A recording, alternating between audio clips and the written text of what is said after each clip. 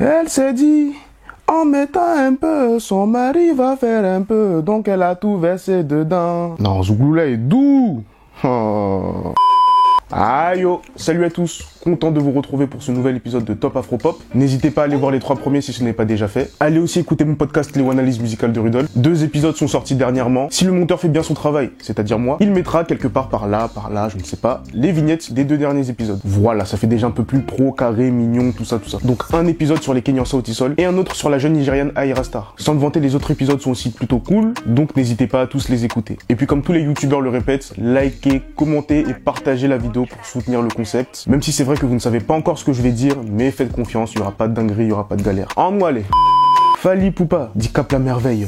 Aigle a partagé Seyo, son dernier single Rumba de plus de 7 minutes 30 en 2 tempos, dans la lignée donc de son précédent single Science Fiction, de très bon augure pour son prochain album qu'il a annoncé pour bientôt, sans oublier son concert le 29 octobre au Stade des Martyrs de Kinshasa, mais on y reviendra peut-être dans le prochain épisode. Alors pour en revenir au morceau, ce qui m'a frappé dans le clip, c'est que j'ai reconnu un restaurant qui est à 10 minutes à pied de chez moi, et j'en ai eu la confirmation en lisant la description de la vidéo. Il a aussi dit dans ce morceau que le Lingala était la meilleure langue du monde. Je dirais plutôt top 5, ça se discute, ça se tape. Pour moi le Swahili est devant, mais c'est vrai que j'aurais vraiment aimé parler et comprendre cette langue juste pour regarder ces vidéos.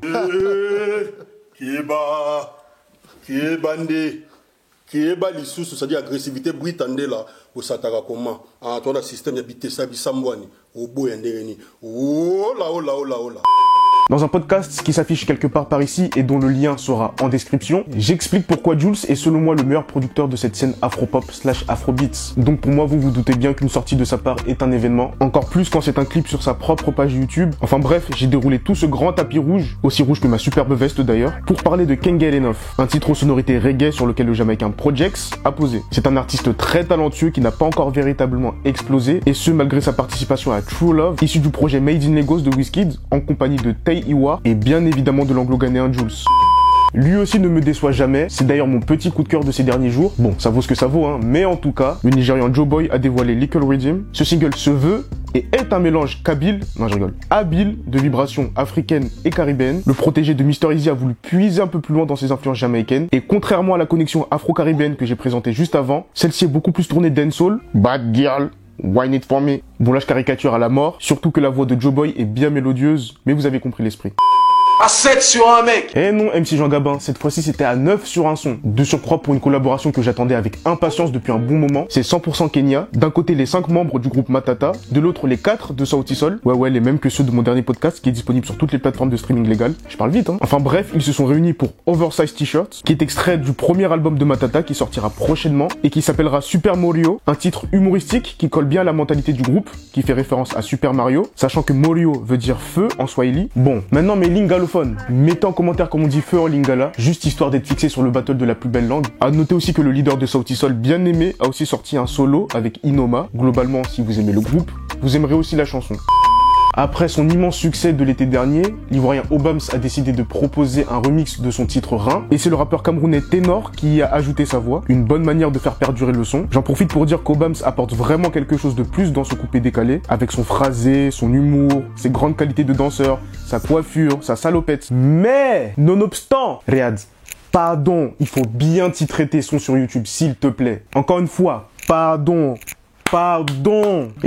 Regardez. Si vous mettez ça propre avec majuscule, minuscule, espace, parenthèse, ça fait quoi?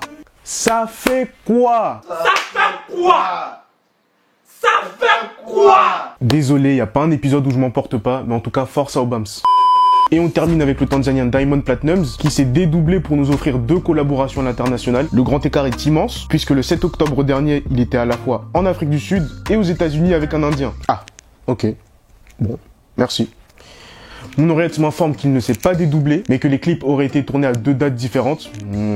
Vous croyez-vous? Enfin bref, il était aux côtés de la star montante du rap sud-africain Kostatic, dans le cadre du morceau intitulé Superstar, justement. Et puis un peu plus surprenant, et donc plus agréable à mon goût, un feat avec Diljit Dosanjh, désolé si j'ai mal prononcé, qui est une star indienne du cinéma et de la musique. Le titre c'est Jugni, et encore une fois, c'est une très bonne fusion entre sonorité indienne et bongo flava cher à la Tanzanie. Petit bémol, pas un petit pas de danse de la part de Diamond, je m'attendais à ce qu'il tue ça comme il en a l'habitude. Donc 2 possibilités. Soit il adopte une posture de boss, ce qui est totalement légitime, légitime au vu de son parcours. Je remets mon micro. Est-ce que vous vous imaginez une seule seconde Bill Gates en train de whiner dans les bureaux de Microsoft? Non. Ou soit il était usé par son double voyage, puisque comme je vous l'ai dit, il s'est dédoublé, je vous assure. Donc comme d'hab, je ne peux pas être exhaustif, il y a beaucoup trop de sons qui sortent, y compris après le tournage de mes vidéos. Donc le petit florilège va s'afficher maintenant. Hop là. Je ne vais pas me focaliser sur un album cette fois-ci, mais j'aurais pu vous parler de l'album du Nigérian CK qui est sorti le même jour que l'album que j'ai présenté dans l'épisode précédent. C'était celui de Chacha pour ceux qui ne se souviennent pas ou ceux qui n'ont pas regardé la vidéo. Allez le faire. Pour celles et ceux qui tiennent vraiment à se plonger dans un projet, encore en 2022, je vais mettre un lien du site Pan African Music en description qui conseille 5 albums à écouter. Ce n'est pas une pub, hein. Enfin si, mais personne m'a demandé de le faire, donc c'est pas rémunéré. Pas encore. En tout cas, n'hésitez pas à lire la description de la vidéo. Parfois, je m'amuse aussi là-bas. Tous les liens sont dedans. Et surtout, likez, commentez et partagez la vidéo. Sur ce, on se retrouve dans 2 semaines pour un prochain épisode. Et en attendant, souvenez-vous qu'un manchot peut aussi mettre la main à la pâte. Ciao!